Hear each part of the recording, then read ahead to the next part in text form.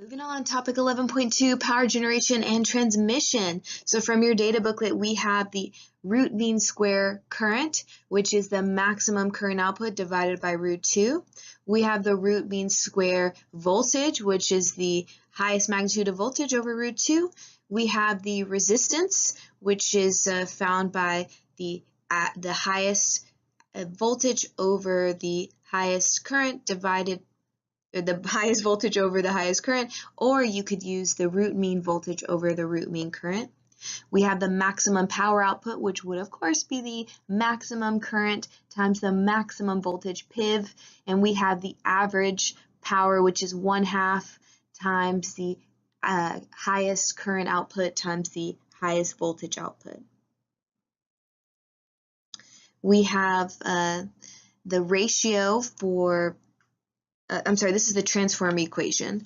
So when you're using transformers, or you want to calculate the power that can be stepped up or stepped down, or the voltage step up or step down, or the current stepped up or stepped down by a transformer, you'll use this equation, which is a ratio of the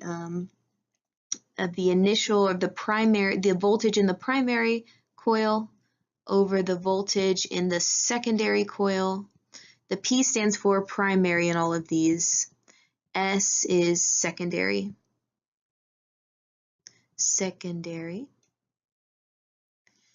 We have the N number of coils needed in the primary over the N number of coils needed in the secondary. You can set that also equal to the current in the secondary over the current in the primary coil. So a transformer, just to give you a little more background knowledge, is pretty much a metal conductor around which you have coils of conducting wire looped. If you change the N number of coils on either side between the primary or the secondary coil, you can get higher voltage, higher current, or lower the current, lower the voltage, depending on what you need. So just as we saw with Faraday's law and Lenz's law, this current that's coming through on the primary side induces an EMF on the secondary side, and that's because a magnetic field is produced from the primary coil. It causes the secondary coil to create a magnetic field to generate current to oppose the field produced by the primary coil. All right, we're getting into alternating currents. So recall from Faraday's law, we have the induced EMF in a coil is equal to N number of turns, or N number of coils, times the changing magnetic flux over changing time. From the formula, we see that, again, there are 3 ways to increase the induced EMF of a rotating coil. The first would be to increase the number of turns, the number of turns in a coil. We can increase the changing flux, this delta phi, or we can decrease the time delta t over which the flux changes. So recall again that the magnetic flux, this capital phi, is equal to the magnetic field times the direction of the area times cosine theta. If the uniform magnetic field and rotating coil B and A are constant, then the changing flux, the delta phi, is only due to a changing angle, delta theta. So let's consider the rectangular loop of wire made to rotate in the fixed magnetic field as shown here. You can see that the normal to the surface area is pointing to the right, the B field is pointing to the right. At this instant, the angle between B and A is 0 degrees, so we have maximum magnetic flux, the maximum number of Webers. Webers is B times A, the field times the area. Tesla meter squared, and I've plotted it below right here so you can see. A little bit later, the coil has rotated, theta has changed. So theta has gone from 0 degrees to 45 degrees, and this gives us about 70% of our maximum. Over time, again, the coil has now moved to 90 degrees, and I can see that at this position the flux is 0.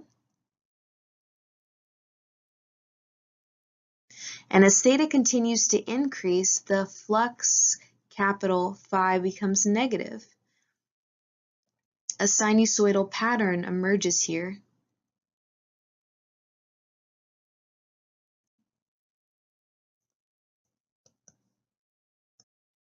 Okay, so since epsilon is negative change in the magnetic flux over time, we see that the induced EMF is the inverse slope of the flux. So I'm going to write down this equation. I'm going to expand Faraday's law, negative change in phi over change in time. And all I'm going to do is replace the deltas with d's, d over dt. And I'm going to replace the psi with the equation for the magnetic flux, or sorry, the phi with the equation for the magnetic flux, B A cosine theta. The reason you have a change is not because the strength of the magnetic field is changing, and it's not because the area of the loop is changing, but what's changing is the angle. And the angle is changing because the coil is rotating inside of a magnetic field. So this coil rotates with some angular frequency, omega, and omega is theta over t. So let's replace theta with omega times t. So I'm going to rewrite this again. Negative d over dt, b a cosine omega t. And what I want you to do is take the derivative of this equation. B and A are constants. You're taking the derivative with respect to time. This is a good review for SL or HL math. So when you take the derivative with respect to time inside of a trig function, you do what you take the derivative of what's inside of the trig function first, and then you multiply by the derivative of the trig function itself. So this becomes negative b times a times the derivative of omega times t with respect to time is omega, times the derivative of cosine is negative sine omega t. So this simplifies to b a omega times sine omega t. And this is for when n equals 1. So that's a nice review, and it leads into this equation that I will be showing you here in a moment. So since the slope of the cosine plot is proportional to the sine graph, we see that epsilon is proportional to BA sine theta. We just derived that.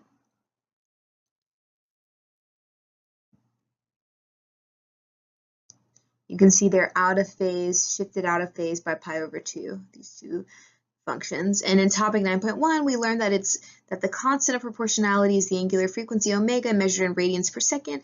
For a coil of n loops rotating in a constant magnetic field, we thus have this equation for the induced EMF, and this is the one that I just derived for you. We went ahead and took the derivative of this equation after we expanded.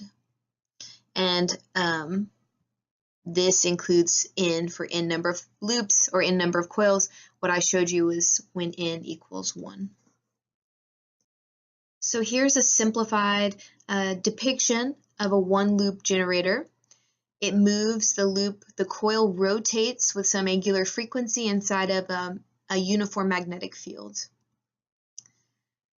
Some mechanical means make the coil rotate, say a steam turbine or paddle wheels, and the alternating current is picked up by brushes riding on two conducting rings that touch only one end of the coil as shown. So you can see down here are where the brushes touch. The schematic representation of an AC voltage supply or generator is this.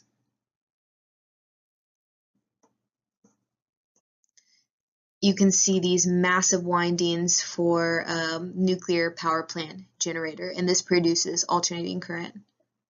Okay, practice problem number 1. In an alternating current generator, a square coil ABCD rotates in a magnetic field. The ends of the coil are connected to slip rings and brushes. The plane of the coil is shown at the instant when it is parallel to the magnetic field. Only one coil is shown for clarity. The following data are available. Dimensions of the coil, 8.5 centimeters by 8.5 centimeters. Number of turns of the coil equals 80. Speed of the edge, AB, equals 2 meters per second. And the uniform magnetic field strength equals 0.34 Tesla. Explain with reference to the diagram how the rotation of the generator produces an EMF between the brushes. Okay, so as the coil rotates, you have current flowing from A to B. So current going from AB to around to CD, and this is produced by, or it's produced by an induced EMF.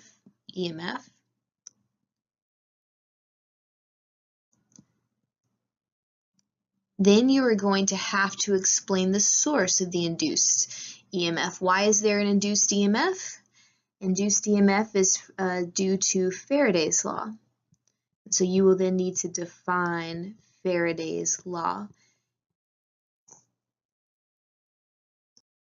For part B, calculate for the position in the diagram the magnitude of the instantaneous EMF generated by a single wire between A and B of the coil. So for this we're going to use an equation from 11.1, which we didn't use before. We're going to just assume A to B is a single straight wire and it's moving with a velocity of 2 meters per second. We can use this equation from 11.1, the induced EMF, equals the strength of the magnetic field, which is provided, times the velocity of the moving wire times the length of the moving wire. Remember to convert centimeters to meters, multiply, and you'll have your answer. Okay, for part C, hence calculate the total instantaneous peak EMF between the brushes. We calculated in the previous problem epsilon equals BVL. Now that was only for one coil. There are 80 of these coils, A to B, 80 of them,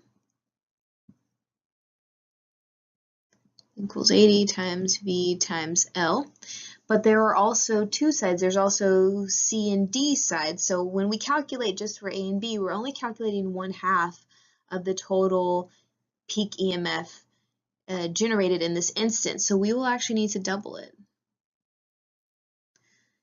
because there are not just A to B side, there's the C to D side, and there are 80 of these coils. Both sides of the coil is producing a voltage, so it's 160 of these wires, you can imagine, stacked on top of each other. So 160 times the problem, times your answer to part B, will give you the answer for part C. So the voltage produced by American power plants is marketed as 120 volts alternating, but if you were to record the voltage over time with an oscilloscope, you would discover that in truth it varies between negative 170 volts and positive 170 volts. So this value, 120 volts, is just a kind of average, if you will. But the problem is, if you were to actually take the average of negative and positive 170, you would see that essentially it's 0. Over time, the average is 0. So how do we get 120 out of this? So how do we get 120 volts? Well, let's see. When you are dealing with sine or cosine functions, the best way of getting an average is actually to take the root mean square. So to do this, you are going to find the area under the squared value of the voltage. This way, no cancellation occurs. So you take your output voltage and you square it. It makes everything that could be positive or negative. If this was the original function here, we've just taken all the values and we square them. 0 squared is still 0. So we get this nice sign graph that's all positive.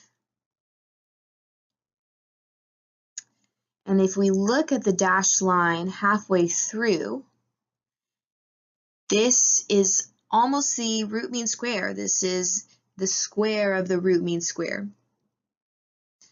You can visualize the lobes above the dashed line filling in the trough spaces from below. It's kind of cool. So what we have here then, we took epsilon naught, we squared it, we divided by 2 to give us about where that average of the square is. We take the square root of epsilon naught squared over 2, you get the root mean square of the voltage. Okay, so the alternating current root mean square values are equivalent to the constant direct current values that would dissipate the same power. We can define the root mean square value of an alternating voltage, V RMS, the root mean square of the voltage, as this. You take the peak voltage, the highest voltage, and you divide by square root 2. In similar fashion, you can get the root mean current. You take the maximum amount of current, the peak current, and divide by square root of 2.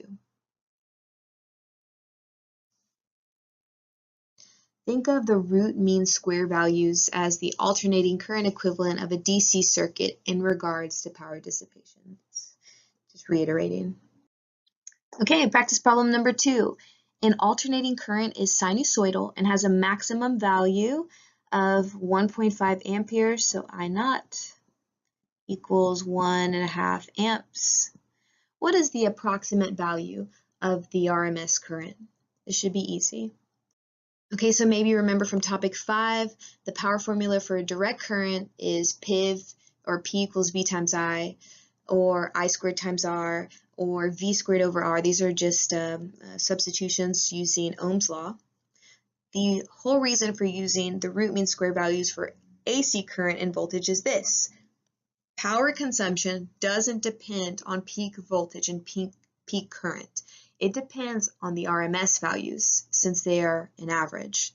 That should make sense. So for alternating current, power is the root mean square values multiplied together.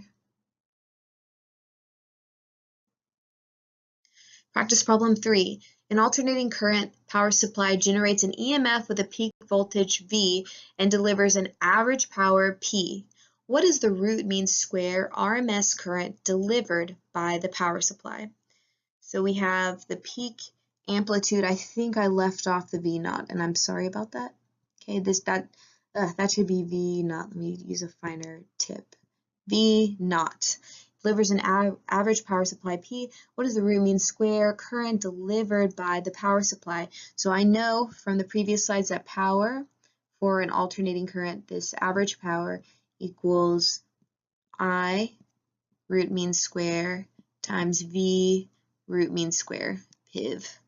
So now we need to make some substitutions, and we're going to solve for this I root mean square. P over V root mean square equals I. And you're going to want to substitute the V root mean square for an equation involving V naught. So V root mean square equals V naught, the peak or the maximum voltage, over root 2. Make the substitution and choose the correct answer. Okay, if a resistor is connected to an AC power supply, the following relationships hold. The root mean square of the voltage is equal to the root mean square of the current times R, or the peak voltage is equal to the maximum current, peak current, times R. This is pretty much Ohm's law. Remember, this is what a resistor looks like. So this relationship shows that I and V are proportional to each other and in the same phase. So when one is positive and going in one direction, the voltage is positive. When one is negative, then the voltage will be negative, or going in the opposite direction. This may seem an obvious relationship, but in alternating current circuits, there are components called capacitors, which look like this, and inductors, which look like that. And these change the relationship between the current and the voltage. We will go more into capacitance in 11.3.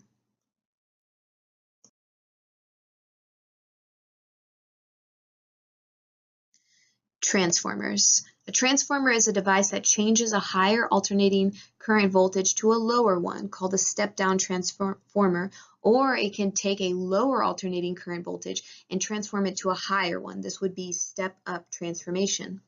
Here's how it works. The input coil is called the primary winding. It's wrapped around a soft iron core as shown. It's typically soft iron. So the blue represents iron or other conductors, and the orange represents like copper wire. This is my primary coil, my primary winding. This is the input. Then we have an output coil, a secondary coil, aka the secondary winding, which is wrapped around the same soft iron core, but with a different number of loops. So the red is now my secondary coil. That's the output. In this case, we have a step-down transformer because note, we have fewer loops. In this case, I have a primary coil, fewer loops, and for my secondary coil, more loops. So this would be a step-up transformer. Ideally, there's no power loss in going from the primary to the secondary side. Thus, the the primary current times the primary voltage should equal the secondary current times the secondary voltage. And if we were to divide to bring the current values and the voltage values on both sides, we would get this relationship. Because of the flux linkage, we know that for each winding, the voltage is proportional to the number N of loops.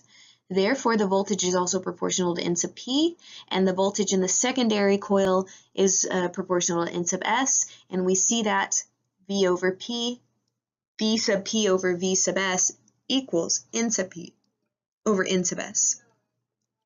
Put it all together, that's how we get this ideal transformer relationship, and the schematic representation of an ideal transmitter is shown here. All right, so let's talk about what really goes on inside of a transformer. Transformers, their cores are conductive materials. It's some type of iron amalgam. They say soft iron for IB, but I know for a fact that I believe in modern transformers they use steel. Yes, steel has iron in it, but steel is supposed to be better at minimizing these eddy currents effects. Anyways, an eddy current is a current that's produced just in a block of metal or a piece of metal itself that's caused by some type of external magnetic field. So an eddy current can be produced inside of the core itself, and that eddy current tries to oppose the magnetic field from the primary and secondary coils or primary and secondary windings. Eddy and hysteresis currents naturally occur, again due to Faraday's law, and they both produce heat, which is energy loss. Hysteresis losses are proportional to the frequency, but eddy current losses are actually proportional to the frequency squared, and by frequency I mean the frequency of the oscillating current. So in the US, our voltage oscillates between 170 and negative 170, and I believe the frequency is around 50 to 60 hertz. So that's 50 or 60 times per second the current oscillates between 170 and positive 170 and negative 170. So eddy losses are very significant. These eddy currents can be reduced by laminating your transformer coil. You would take your solid iron core, and rather than just leaving it solid, you would cut it into layers as shown here. Between the layers, you have this insulative material like ceramics. I don't know what other types. I'm pretty sure they take it's like a ceramic coating. Maybe they add plastics, or I'm not sure what the technology is. I've not done research with the materials here. I know at least it's typically some non-conductive material. Then you press the core back together. By having the core laminated like this, you reduce the eddy current. If not, you get this large buildup of current. The core would get hot. Laminating it, you get just smaller sections of eddy current. You don't get this amplification of the currents by keeping everything together. IB expects you to know how energy or power losses due to induced eddy currents are minimized. They're minimized because the transformer cores are laminated. So you can see by keeping these cores, by keeping the layers laminated and separated, you don't get this large buildup of current throughout the entire block. It's flux linkage.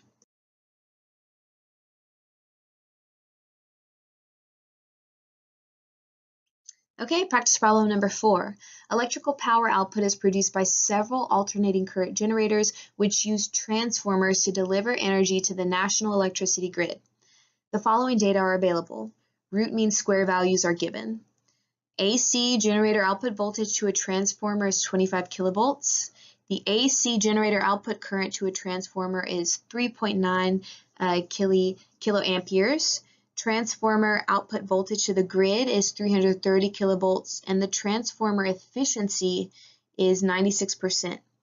Calculate the current output by the transformer to the grid. Give your answer to an appropriate number of significant figures.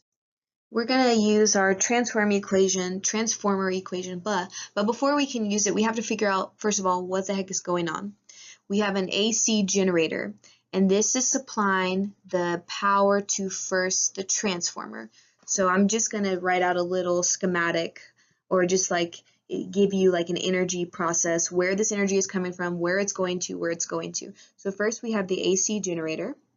It's putting power into the transformer, which I'm just going to abbreviate as T, and then that transformer is supplying power to the grid, G.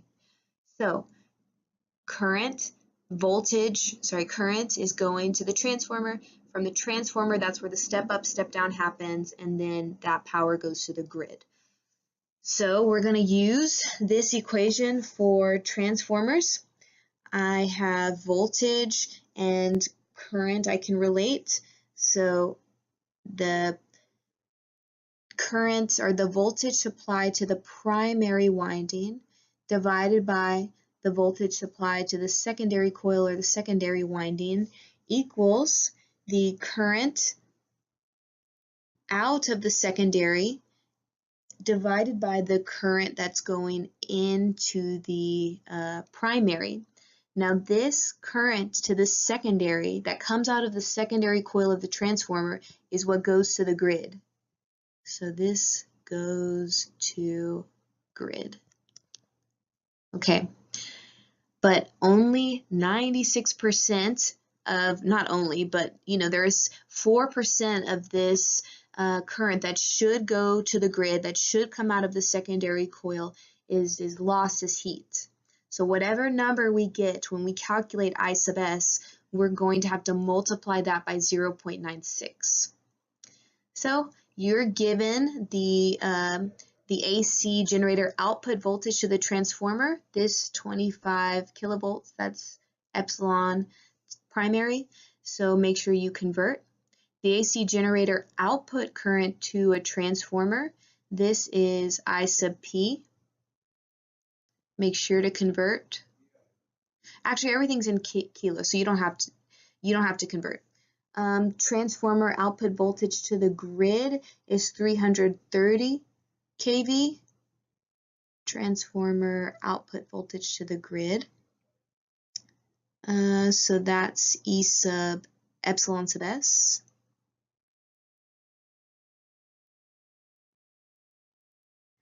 And we are going to need to calculate I sub P. I'm sorry, I sub s. Part B, electrical energy is often delivered across large distances at 330 kilovolts. Identify the main advantage of using this very high potential difference. So why would we use a large voltage, which is the potential difference? Think about it. If you had a high current, or you're trying to get power, you're trying to get energy out of this electrical line. If the current is large, let me just give you the equation for power first before I go further into this. Power is current times voltage. We're trying to maximize the power out. You can do that by making the current large, by making the voltage large, or by making both large, but you have to consider what happens when the current is large. When the current is large, that means there are more electrons traveling down the wire. This has the unintended consequence of energy loss to heat. So more current, and also through the transformers themselves due to induced eddy currents, more current equals more energy lost to heat. If, however, you can maximize the voltage and you can keep the current low, you can get a lot of power output without losing this energy to heat. This was the big debate between Edison and Tesla back in the day. Edison tried to frame alternating current as very dangerous because of the high voltage, and it's true, you should never touch a high voltage power line. It will kill you. However, the direct current lines that Edison was using required a high current, a lot of current to come out of his large batteries that he was housing in the power stations. That large current was inefficient because the lines would get really hot. Tesla's method was a lot more efficient. That alternating current, it traveled long distances because you could set the voltage very high and get more power to the customers, to the consumers of the energy without loss. Way more efficient. High voltage is the way to go.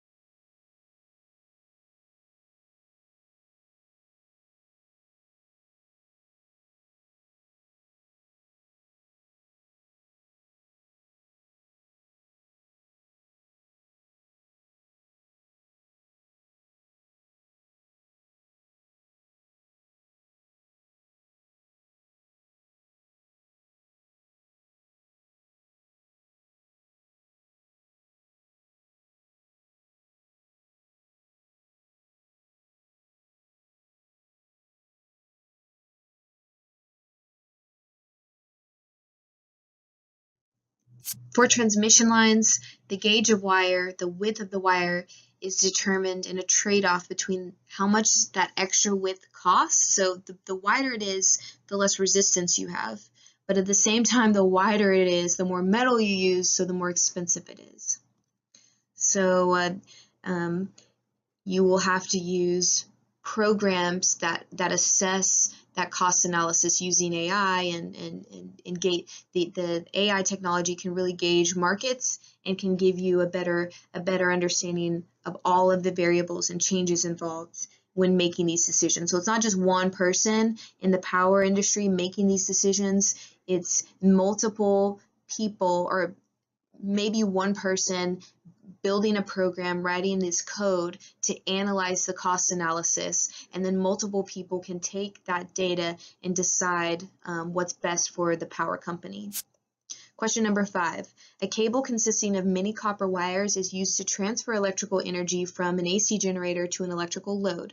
The copper wires are protected by an insulator. The cable consists of 32 copper wires, each of length 35 kilometers. Each wire has a resistance of 64 ohms. The cable is connected to the AC generator, which has an output power of 110 megawatts when the peak potential difference is 150 kilovolts.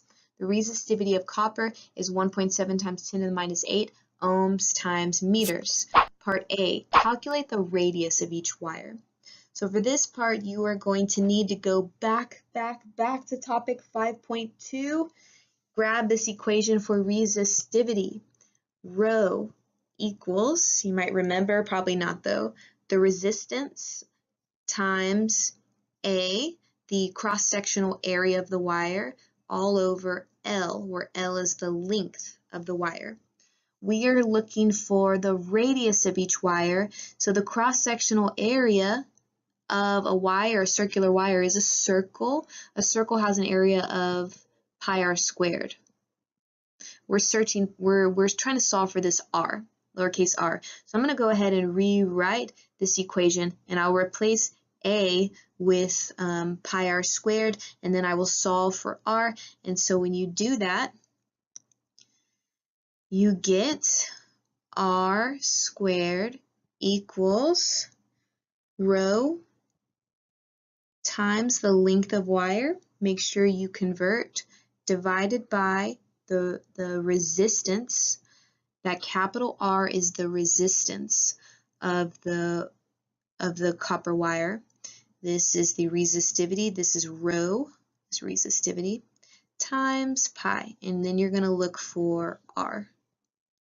I know my handwriting is not good with this, but hopefully you can see lowercase r squared, the radius squared, equals the resistivity, that's rho, times the length of the wire, 35 kilometers, convert to meters, divided by the product of the resistivity and the constant pi. Part B, calculate the peak current in the cable. So the peak current P naught equals I naught times B naught. So we have the peak voltage right there, that's V naught. We have the peak power, this is the output power right here, 110 megawatts, and you should be able to calculate I naught. Part C, determine the power dissipated in the cable per unit length. Okay, so this is, we want power,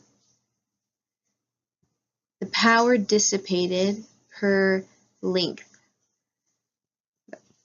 Oh, excuse me, that's what we're solving for. Now the trick with this is to know that all of these copper wires, each of the wires has a resistance of 64 ohms.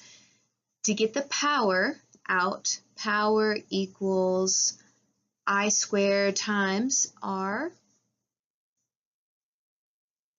because I know the current, I know the total current, I need to get the total resistance. We got the total current last time, or in part B. I need to get the total resistance of the cable.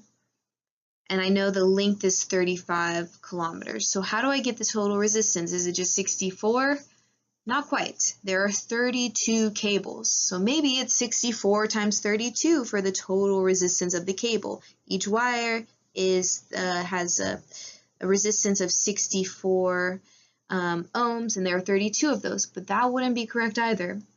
These copper wires, you can imagine them that they're all in parallel with each other. They're all running parallel. So to calculate the total resistance, we are going to treat each wire like it's a resistor in parallel, not a resistor in series, because they're not in series. They're running alongside each other. So 1 over the resistance of the cable is 1 over the resistance of one wire plus 1 over the resistance of the second wire, all the way down 32 times.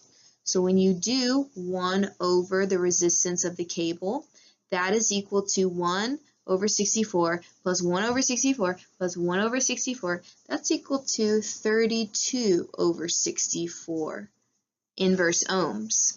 So when you take the inverse, because this is 1 over the total resistance in the cable equals 32 over 64, I invert that and I get the resistance in the cable, R sub C, equals 64 over 32 ohms, or simply 2 ohms.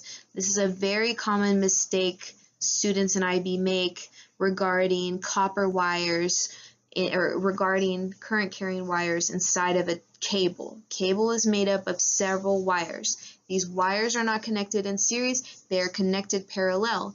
So actually the total resistance inside of the cable, because you have all of these wires running the same direction, it's much less than a single, the resistance in the cable, it's much less than the resistance in the wire. Isn't that interesting? So your resistance is 2 ohms for the entire cable. The maximum power output was calculated in part B. You will square that. You will multiply that answer from B by 2, and you will divide by 35,000 meters to get the power dissipated per unit length.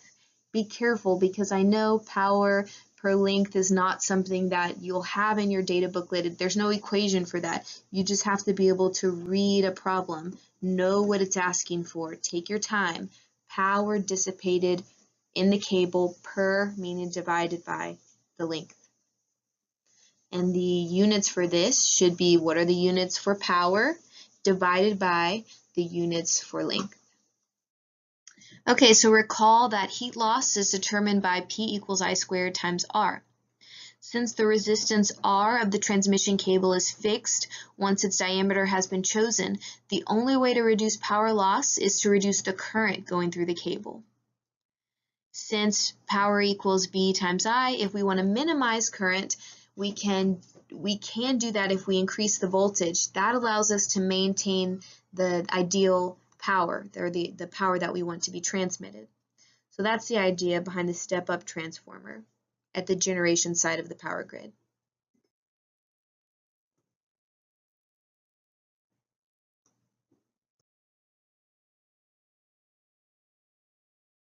So to reiterate what I stated before with Tesla versus Edison, high voltage is dangerous, but it's useful for transmission.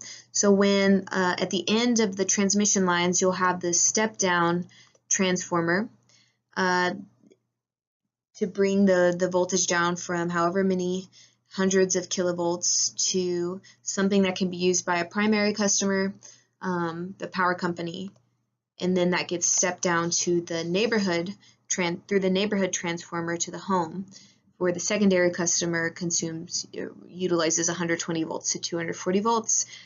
And the current, after it leaves the substation, has been increased. So again, through the step down, again, the current will be increased in accordance with the transformer equation. Number 6, the diagram shows a sketch of an ideal step-down transformer. The number of turns in the primary coil is 1800, and that in the secondary coil is 90. Explain using Faraday's law of induction how the transformer steps down the voltage. So we have this alternating current source that's coming into the primary coil. This interacts with the conducting core, and it induces a magnetic field or a flux into the core. This flux that's caused by the primary coil induces a flux.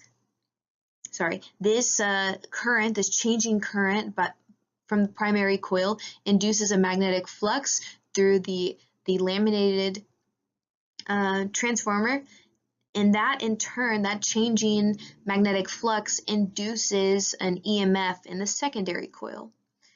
So the way it works, you have the primary coil, which I'm going to use this symbol. Primary coil has AC supply that induces a changing magnetic flux through the core. Okay? In turn, that changing magnetic flux,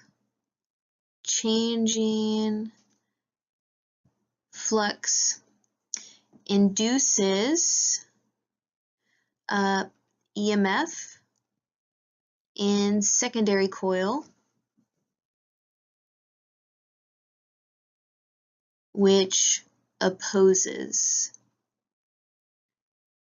the flux.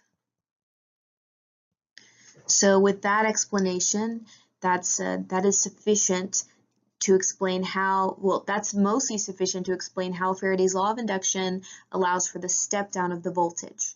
So this is one sentence here. Second sentence, the third thing you need to talk about is why the voltage is decreased. The voltage is stepped down, and you will need to relate the fact that it's stepped down because of the number of turns. So then, for your third part, using the transformer equation, epsilon sub p over epsilon sub s equals the number of turns in the primary over the number of turns in the secondary. 3 sentences talk about the primary coil, AC power supply, inducing a changing magnetic flux inside the core. The changing magnetic flux of the transformer core then induces the EMF in the secondary coil because this tries to oppose that magnetic flux, and the EMF induced in the secondary coil tries to oppose the changing magnetic flux of the transformer coil, and then you will have to write the fact that the voltage is stepped down because the number of turns in the secondary coil has been decreased. Okay, the input voltage is 240 volts. Calculate the output voltage. It's not hard. For this one, again, you're going to need to use the transformer equation. Part C, outline how energy losses are reduced in the core of a practical transformer. You need to talk about lamination. So again, discuss lamination, discuss eddy currents, and why laminating the transformer coil reduces the eddy currents, and then what do the eddy currents do? Well, they generate heat, and heat is lost energy. Part D, step-up transformers are used in power stations to increase the voltage at which the electricity is transmitted. Explain why this is done. If you've been listening for the past couple slides, you will know how to get this answer right. Please just relate this to P equals I times V. And then you need to talk about the power loss, P loss, is equal to I squared times the resistance. So determine exactly why, or explain why it's important to have high voltage in for transmitting power.